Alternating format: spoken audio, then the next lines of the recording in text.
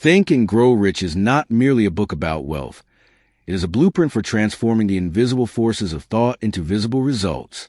At its core lies a radical idea that a human mind, when properly directed, becomes the most powerful tool for shaping reality. Napoleon Hill did not arrive at this conclusion casually. He spent decades studying individuals who had risen from nothing to extraordinary success, observing patterns that repeated across industries, personalities, and circumstances. What he discovered was not luck, not privilege, and not even talent, but a structured way of thinking. Everything begins with desire, but not the ordinary kind. Most people want success in a vague, passive way. They say they want money, freedom, or achievement, yet their desire is weak, inconsistent, and easily distracted. Hill draws a sharp line between wishing and desiring. A wish is something you hope for. A desire is something you commit your entire being toward. It is intense, focused, and persistent. It is the difference between someone who says, "I would like to be rich," and someone who says, "I will become rich no matter what it takes." This level of desire must be clearly defined. You must know exactly what you want, not just a lot of money, but a specific amount, a clear goal, a definite outcome. The mind cannot work effectively with vagueness. It needs precision. Along with this clarity must come a willingness to give something in return. There is no such thing as something for nothing. Whether it is time, effort, skill, or sacrifice, the price must be paid. Once desire is established, it must be strengthened by faith. Faith, in Hill's philosophy, is not religious belief. It is emotionalized certainty. It is the ability to believe in something before it exists. But belief does not come naturally.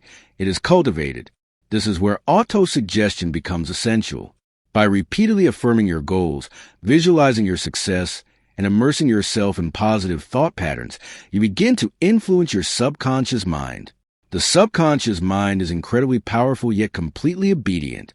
It does not argue, question, or judge. It simply accepts whatever thoughts are impressed upon it, whether positive or negative, and works tirelessly to bring them into reality. If you constantly think about failure, fear, and limitation, your subconscious aligns your behavior with those thoughts. If you fill your mind with confidence, success, and clarity, it begins guiding you toward opportunities, ideas, and actions that support those beliefs. This is why visualization is so critical. You must see your success in your mind as if it already exists, not as a distant possibility, but as a present reality. Feel the emotions associated with it. Experience the satisfaction, the pride, the freedom. The stronger the emotional connection, the deeper the impression on your subconscious mind. But thought alone is not enough. Hill emphasizes the importance of specialized knowledge. Knowledge, in itself, is not power, it is potential power. It becomes actual power only when it is organized and directed toward a specific purpose. The world is full of educated people who struggle financially because they lack direction. On the other hand, many successful individuals have limited formal education but possess highly focused, practical knowledge. Successful people do not try to know everything. Instead, they identify what they need to know and either learn it or connect with others who possess that knowledge. This leads to the idea of the mastermind, a coordinated alliance of individuals working toward a common goal. When people collaborate in harmony, their combined intelligence creates something greater than the sum of its parts.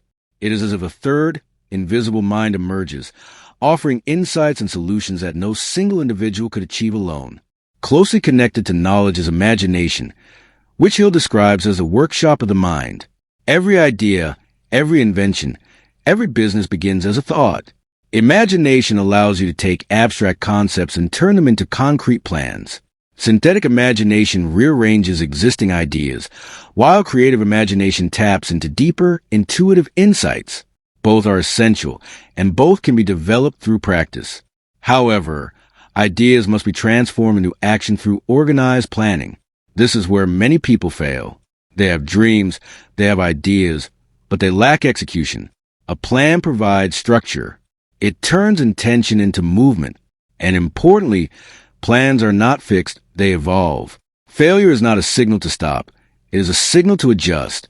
Each failure brings new information, new understanding, and a better approach. The key to sustaining action through difficulty is persistence. Without persistence, even the strongest desire fades. Obstacles are inevitable. Rejection, failure, criticism, and doubt will appear at every stage. Most people give up when faced with resistance, but those who succeed continue. They adapt, they learn, they push forward. Persistence is not a trait you are born with. It is a habit you build. One of the deeper insights Hill offers is a concept of sexual transmutation. He suggests that sexual energy is one of the most powerful driving forces in human nature. When redirected into creative, intellectual, or productive pursuits, it becomes a source of immense motivation and focus. Many highly successful individuals, consciously or unconsciously, channel this energy into their work. Hill also introduces the idea that the brain functions as a broadcasting and receiving station for thoughts. Thoughts are not isolated. They interact with the environment. When your mind is tuned to a specific frequency, success, opportunity, growth, you begin to notice things that align with that frequency. Opportunities that were always present suddenly become visible. Connections form. Ideas flow. At the center of all this is the subconscious mind, which acts as a bridge between thought and reality. It operates continuously, shaping behavior, influencing decisions, and guiding actions. It is deeply influenced by emotion, which is why emotional intensity is so important in shaping beliefs. But there are forces that interfere with this process, most notably fear. Hill identifies 6 primary fears that hold people back: fear of poverty, criticism, illness, loss of love, old age, and death. These fears often operate subconsciously, influencing decisions without awareness. Fear of poverty can lead to hesitation and missed opportunities. Fear of criticism can prevent people from taking risks. To succeed, these fears must be recognized and consciously challenged. Another critical factor is decision-making. Successful individuals make decisions quickly and stick to them. They are decisive because they trust themselves. Unsuccessful individuals hesitate, overthink, and constantly change direction. Indecision creates confusion, and confusion leads to inaction. As you progress through these principles, something begins to shift. You start to realize that success is not something external. It is something internal. It is a result of how you think, how you feel, and how you act consistently over time. Eventually, you develop what Hill calls the sixth sense, an intuitive ability to make decisions and recognize opportunities without relying solely on logic. It is not mystical. It is a result of a well-trained mind operating in alignment with clear goals and strong beliefs. The ultimate message of the book is simple but profound. You are not limited by your circumstances. You are limited by your thinking. Change your thoughts, and you change your actions. Change your actions, and you change your results. Wealth, in this context, is not just financial. It includes freedom, confidence, clarity, and control over your life.